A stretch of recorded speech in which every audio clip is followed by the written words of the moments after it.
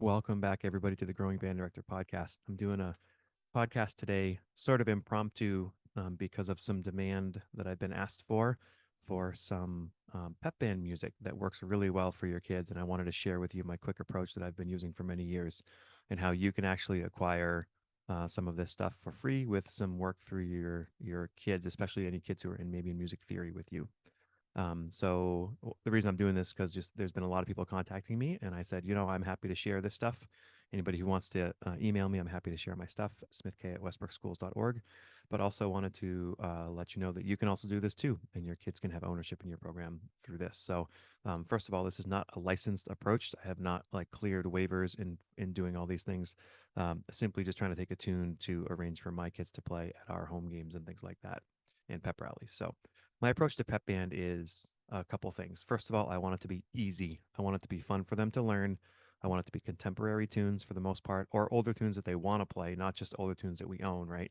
Um, again, I want it to be playable and easy. And I want, no matter what band I have, I want them to be able to play it. Um, so when I did pep band a long time ago, it was hard to come up with tunes that my band could actually play and that they liked. So this is how I sort of started this whole thing over a decade ago. I want to make it educational. So I want to make it playable by as many groups as no matter the strength, by not leaning on one part too heavily. For example, all of part one is going to be trumpets and clarinets and flutes in unison or in octaves. So if you have one strong section but a weak section somewhere else, it's going to be covered. The alto saxophone part is going to be exactly the same as the French horn or mellophone part. The trombone parts are going to be exactly the same as the tenor saxophone part.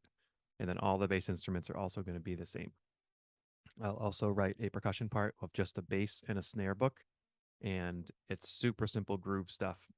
So my goal is not to make this complicated, but to make it something you can put together quickly and use quickly. Use quickly.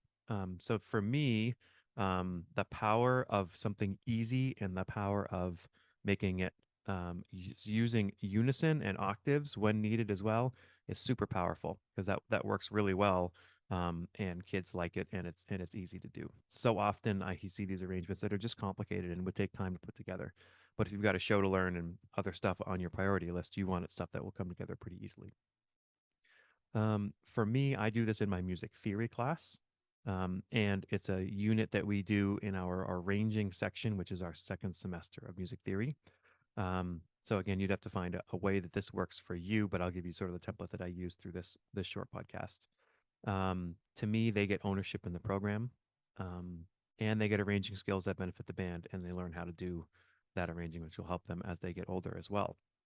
They get their name on the top of it as the arranger. And so as they graduate, their name sort of lives on through the program. What you're going to need to do to do this, first of all, you as the teacher will need some sort of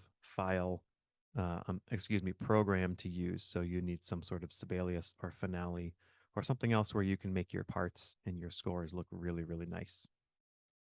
Your kids need a music software of some point. So there are some free items you can use on laptops, at least here in Maine.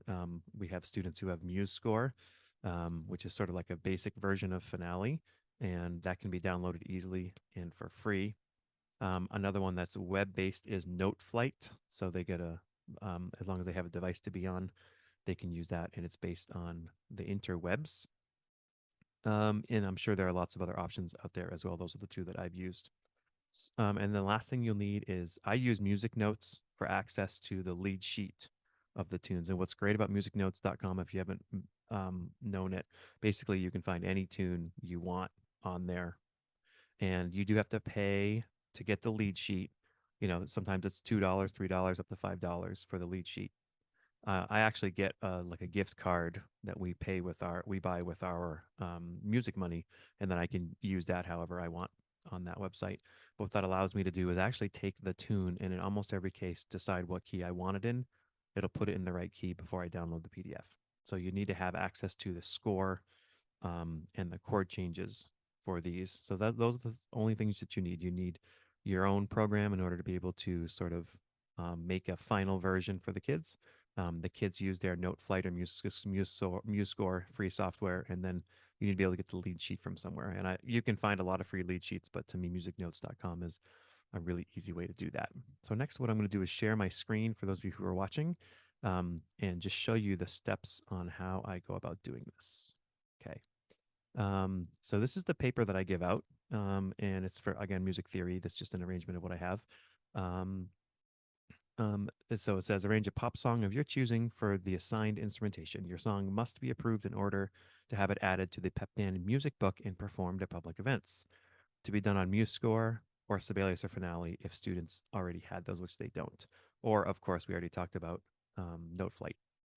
The keys allowed, we allow kids to do this in the key of B flat or the key of E flat. And to be honest, when I choose ranges and instruments, I look at the trumpet part, because if the trumpets can stay at their F on top of the staff and below G at the absolute highest, then I know that every kid's going to be able to play it. And then if it's low enough, we can always have kids take it up an octave if they want to. But to make it easy and playable, as long as it works for the trumpet part, then usually the key works really well for everybody. Instrumentation, you'll see here, we have flute and clarinet, both are part one, as well as trumpet, which is part one. Let's see, alto saxophone and French horn or mellophone are both part two. Tenor sax and trombone are part three. And then bass clarinet, bari sax, tuba, and string bass are part four. I also will put a percussion part in there, like I mentioned earlier, of bass drum and snare drum grooves. Also, the power of quarter notes in the bass drums helps a lot. You can use a drum set player. In that case, I would just have them learn the tune and just play by ear. For me, I use a full drum line, so it's pretty basic stuff for them. You'll also notice when I say part one, that means flute, clarinet, and trumpet are identical. They may be in different octaves, but they are identical to make it easy to learn and easy to use. And in one year, if you have a strong clarinet section and a weak flute section, it doesn't matter because the parts are covered. And that goes for everything. Okay, so next we go to the steps to the arranging. So the first thing I have the kids do is they choose a tune and you help them choose a key. So you got to find a tune that is current that they want to do. And if your gut is like, you know what, that's not going to work, then have them choose a different tune. But usually they come up with some really good ideas. Um, Next, you need to acquire the lead sheet. If you have to transcribe it, it's much harder. There is a way to transcribe it easily if you're doing a riff version, which I'll explain in a little bit. But getting the lead sheet where you can see, okay, this is G minor and this is the notes of the melody in the key I want to use, is a really, really big deal. Next, I'll have the kids analyze the form. If that's so, they need to know where the intro is, the verse, and the chorus. And there's basically going to be two different versions that I will give examples of here at the end. One is going to be a riff tune, and the other one is going to be like an intro verse chorus tune. Then I have down here this quick diagram where I basically have them plan who's going to be doing what, right? Do they all have the melody at a certain time? Um, the verse is the melody in the part two and three, and then at the chorus, does the melody go to the part one? You know, where are things going? So you kind of want to plan that out a little bit.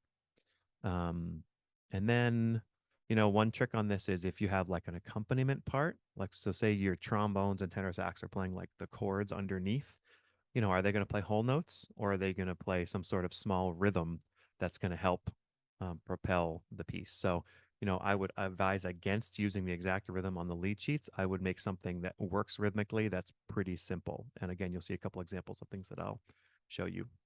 Okay, when they're finished with that, what I ask them to do is to then they're going to go up to their program and they're going to save it as what's called an XML file, .xml, and that's a universal file that any program can open. That's a music program. And then what they do is they send that XML file to me. When I open it up on Sibelius, it doesn't always look pretty, but it is usable. Now, it's the same thing for Finale. Sometimes they open up and it's great. Sometimes it takes a little bit of work. But to me, if I've got 5 or 6 of these that I have to edit, I can do those in a couple hours. And then I quickly have a few $100s worth of music that is professional looking and in PDF and able to use over and over again. Oh, yeah, and for free. And the kids have done it. So that's great for them too. So I make sure the files look professional and I make sure the score looks professional. And if when in doubt, I make things easier. I'll even take their thing and say, you know what, we really should have changed this, and I'll just alter it a little bit. And the kids get all the credit. Afterwards, I save the PDFs and print a full set and score of parts for the kids to keep and for the kids to take with them. And then I also have my version as well.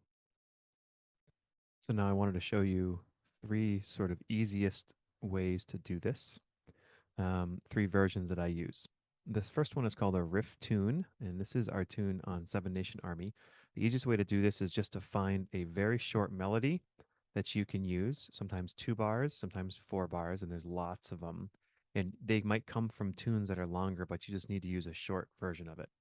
I'll usually do it 4 measures or 8 measures, whichever one seems right. In this case, I did 8. That's the first half of the tune, and then you'll do a small drum break. I like to have a couple hits of the band, just simple hits with some space, and then I do exactly the same thing at the end. So you'll see in this version you're looking at, we have the lows have it one time, the melody of Seven Nation Army, and then everybody has it together. Again, your band can be really weak. At some point, you'll notice here, like this is a little on the higher side for part one and part two. That could easily be brought down, especially for alto saxophone. That could be brought down no problem if that was an issue. And then you'll see at measure 9 here, there's a quick percussion break and where the percussion just keeps going. And then there is a section at the end, which is exactly the same thing as the beginning. You could do this arrangement in 10 minutes and it works really, really well. These short riff tunes work amazingly because you don't want something hard, you don't want something long, and you want something that the audience is going to like. So the next version you can do is something that uses an introduction, a verse, and a chorus. What I like to do is use an introduction, and then sometimes I'll even use that as the outro as well at the end. That's what I do in this case for Philip Phillips' tune called Home, and this works really well, especially for homecoming and things like that. So I'll have the main melody here, which you can see on the paper is in full octaves, and it's pretty basic, and then it moves into the melody, the verse portion of the melody, and you'll see the melody is in alto sax and French horn. It's exactly the same thing. It's also in tenor sax in this case, which I probably should. I think I did that for a certain group. Probably should have the trombone part and the tenor part the same. This is for the verse, and then when it gets to the chorus, we add more people in, and the melody goes to part one, and then everybody finishes, right? And I have a repeat here as well. So it can go back and do the verse chorus as many times as you want, or you can also be finished. And in this case, I took the intro and did it at the end as well. I think I did it twice. And then I put a very short ending. Bum, bum, bum, bum, bum, bum, bum, bum, bum, bum, something that's easy to end like that. So again, that form is an intro with a verse, a chorus, and then an intro again used as the outro. You can also do that as an intro, verse, chorus, and be finished. The intro works just because you can introduce the tune. Sometimes it works really well to just do the chorus, just do the chorus of a tune, and that works really well. It's almost like a riff tune, but using the chorus of it. Really, anything that you think is going to sound really good is what's going to work. And then finally, you'll come across a tune. This is the Final Countdown by the band Europe. This is a classic version of an old tune that kids still really like because it's a really cool tune. And if you get a vibe from kids that an older tune like this they don't like at all, I don't even bother playing it. I just want to do stuff that my kids are going to like. Because if my kids in the band like it, there's a good chance the audience is going to like it too, especially the student section of the audience. So in this case, there's an intro in this, but this is the exact intro that was done on the version of the tune. And you'll notice I have part ones and part twos all have the main melody here. And then part three is playing the harmony part, which is simple. And then a part four, which actually has a moving bass line here. This is one of the harder tunes. Not that this is hard, but still, it takes a little bit of time to put together these days. And then it goes to a verse, and the verse actually happens twice. And the way the student did it was the first time the verse happens, the melody is in the upper parts, part one. And then the second time that happens, the melody is in part two and part three. So it moves around a little bit. The bass part has a lot of eighth notes on this one. That could also be changed. Could also have been quarter notes. Short quarter notes would have worked too if that works better for your kids. And then after the verse comes the chorus, which in this case was exactly the same thing as the introduction. So this is actually a case where a tune works really well and you have the chorus right out front and then verse chorus, and that works really really well. And then to end this, I just put a couple beats here at the end that made it sound like it was final, and everybody has exactly the same notes. I find that octaves or unison at the very end makes things sound really final. So those are a couple of those are the three probably most common ones I do. If you're unsure of this or this is new to you, go ahead and just use the riff version where you go back and you just take, you know, 4 measures, 8 measures, something like that, and just repeat the few measures and put it in low and then put it in high, or put it in high and then put it in low.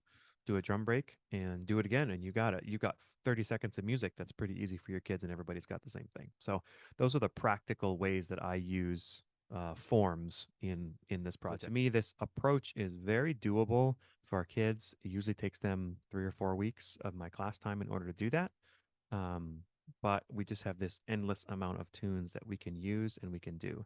Again, I'll say keep it simple, use octaves, use riff tunes that can be just used quickly and put together quickly.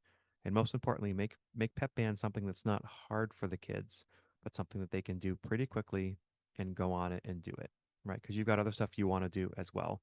Um, that's all I got for you. I hope that this time is working for you, and that some of you might have this idea to use it as well. Please feel free to reach out to me at any point, growingband.com, and I'd be happy to help you out individually if you have questions or want to see my stuff even more on that.